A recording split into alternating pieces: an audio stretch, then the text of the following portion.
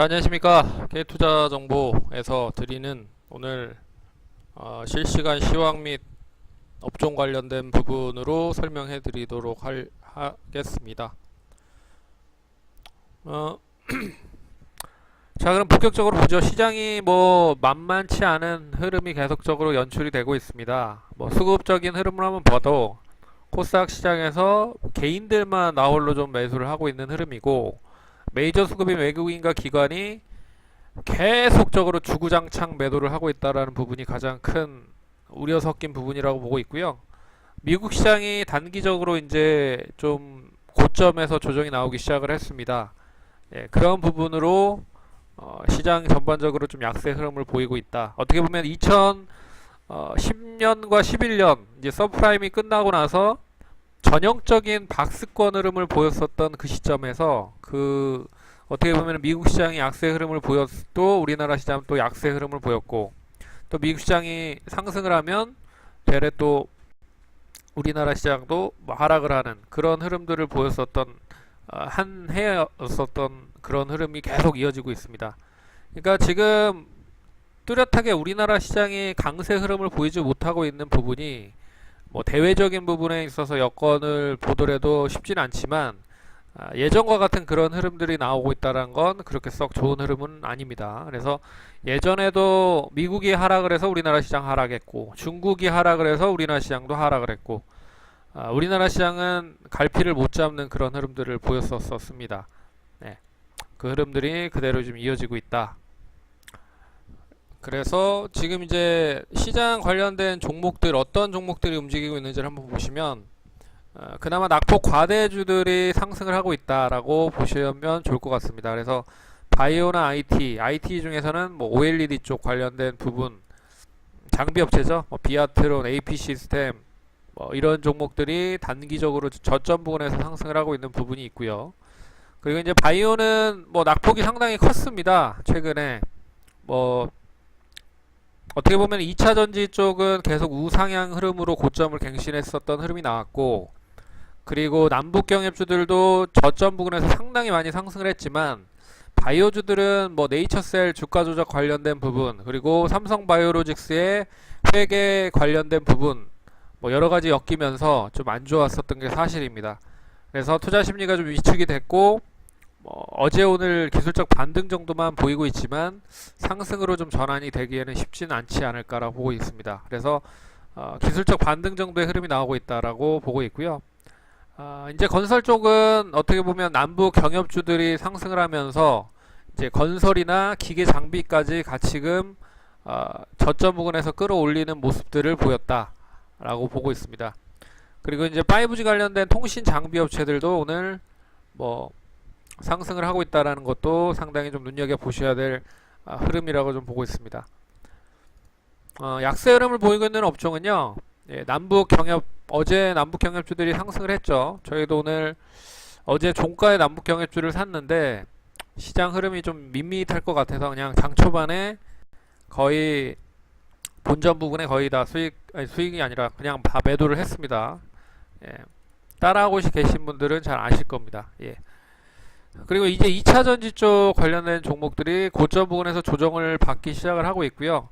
그리고 엔터 쪽은 최근에 이제 미국의 기술주들이 하락을 하고 있는 부분이 있는데, 거의 거기에 이제 나스닥 기술주의 대표적인 종목들이 거의 엔터 쪽에 치중이 되어 있는 게 사실입니다. 그래서 페이스북이나 트위터 같은 SNS 관련된 그런 회사들도 결국 본질은 사람들을 SNS로 포장이 된 부분을 플랫폼을 SNS를 이용을 해서 사람들을 잘 이용하게끔 만드는 부분이기 때문에 기술주긴 하지만 결론적으로는 엔터 쪽에도 좀 치중이 되고 있는 부분이다. 그리고 넷플릭스 같은 경우에는 일단 고점 부근에서 상당히 좀 많이 하락을 했었던 부분이 있었기 때문에 역시 그런 종목들, 이제 팡이라고 하죠. 페이스북, 애플, 넷플릭스, 구글 이런 업체들을 이제 통틀어서 팡이라고 하는데, 이런 업종들이 뭐 별로 좋지 않다. 그렇기 때문에 뭐 엔터주들도 동반 좀 약세 흐름을 보이고 있는 게 아닌가라 보고 있고요. 자동차주들도 일단은 뭐 기술적 반등을 최근에 보이긴 했지만 오늘은 좀 조정을 보이고 있다. 그래서 미 증시가 부진해 우리 시장도 장 초반에 변동성이 큰 시장 흐름이 지속이 됐고요. 일단 장 초반에는 좀 약세 흐름을 보였고 어떻게 보면 한 11시 정도까지는 계속 우상향 흐름으로 낙폭을 줄인 가운데서 이렇게 좀 올라오는 모습을 보였다라고 하면 지금은 어떻게 보면 그 점차 매도 물량이 좀 쌓여가는 흐름이면서 이제 계속적으로 하락을 하고 있는 부분입니다. 하지만 처음에 시작했었던 그 저점을 하회하진 않는 흐름이에요. 그래서 뭐 이 정도 흐름으로 저점까지의 공간이 좀 남아있는 흐름이다 라고 보시면 될 것 같습니다. 그래서 만약에 오늘 추가적인 저점이 만약에 나오면 일단 코스닥과 거래소 시장이 단기간 쌓아 올려놨었던 그런 기술적 반등에 그런 징검다리 역할을 할 수 없을 가능성이 크다라는 것도 염두를 하셔야 될 것 같습니다. 그래서 장 초반에 낙폭을 줄이는 시도가 장 끝날 때까지 이어지는지가 관건이지만 지금 계속 갭을 메우고 있다라는 부분 보셔야 될 것 같고요.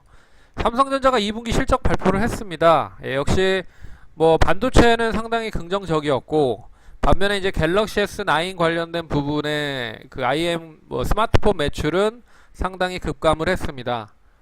그렇기 때문에 이제 이 반도체 관련된 부분이 거의 정점에 온 것이 아닌가라는 이야기도 좀 시장에서 나오고 있고요. 하지만 연말까지는 뭐 상승할 수 있는 거리가 계속 남아 있다라는 건 좀 긍정적인 것 같습니다. 그렇기 때문에 삼성전자를 비롯한 다른 IT 관련주들이 저점 부근에서 상승을 하고 있다는 건 그런 부분으로 해석을 하셔야 될 것 같고요. 수급적인 특징 흐름을 보시면 역시 선물 기준으로 봤을 때 외국인들이 장 초반부터 상당히 좀 많은 매도세를 보였습니다. 그래서 장 초반만 해도 선물일 장중에 외국인들이 한 1,300억 정도 매도를 했지만 이 매도 금액이 점차 줄어들면서 지금은 마이너스 200억 정도 낙폭을 많이 줄였다라고 하는 부분은 좀 긍정적입니다. 장중에 이제 매수로도 전환이 됐었는데 한 400억, 300억 정도까지는 매수가 들어왔는데 이게 이제 연속적이지 못하고 있다라는 부분. 그리고 이제 매도에 대한 부분은 결국 이 매도가 금액 자체는 크지 않은 상태라는 점과 그리고 선물을 매도를 하고 있는 부분에서 그래도 프로그램 매수는 들어오고 있다라는 건 그나마 지수를 좀 부양하겠다라는 의지로 보셔야 될 것 같고요. 그래서 장 초반부터 외국인 기관에 대한 코스닥 매도가 역시 계속적으로 코스닥 시장을 좀 짓누르고 있는 그런 흐름이 나오고 있다라고 보셔야 될 것 같습니다. 그래서 메이저 수급이 매수를 하지 않는 이상은 쉽게 상승을 하기는 어렵다. 역시 개인 투자자들이 계속적으로 매수를 하고 있다라는 게 쉽게 공감이 되지 않는 부분에서 돈이 어디서 이렇게 많이 나와서 계속 코스닥 시장을 매수를 하는 건지 참 아이러니한 그런 흐름인 것 같습니다. 자, 그래서 시장 지금까지 상황 브리핑을 좀 얘기를 해드리면 변동성이 상당히 큰 시장입니다. 특히나 거래소 시장보다 코스닥 시장의 변동성이 상당히 크다라는 거 염두를 해서 대응을 하셔야 될 것 같고요. 그렇기 때문에 역시 분할적으로 대응을 하면서 접근할 필요가 있다.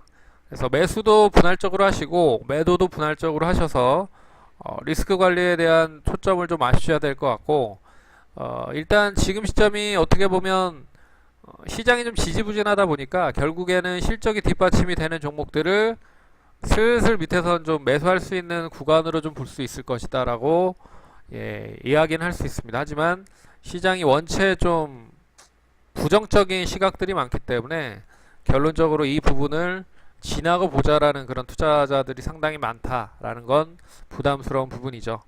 그래서 결론적으로 말씀드릴 부분은 오늘 장 초반에 유지를 했었던 그 지지선 역할을 했었던 그 지지를 해줄지에 대한 부분이 중요하다. 만약에 지지를 하지 못한다라고 하면 이틀 동안 어떻게 보면 지난주부터 만들었었던 기술적 반등의 징검다리 역할을 해줄 수 있는 흐름들을 단기적으로 하회할 가능성도 있다라는 거 잘 염두를 하셔야 될 것 같고요. 해외 시장을 한번 보겠습니다. 해외 시장은 어떤 흐름을 보이는지도 보면 결국에 해외 시장이 일단 중국 상해 종합지수는 0.1% 정도 하락이고요. 그리고 일본 니케이 0.3% 하락. 그리고 홍콩 항생지수는 0.6% 정도 하락이네요. 결론적으로 아시아 증시도 거의 대부분이 다 0.5에서 1% 정도는 다 약세 흐름을 보이고 있다. 근데 우리나라가 여기에 이제 상당히 민감하게 작용을 하는 모습들인 것 같습니다.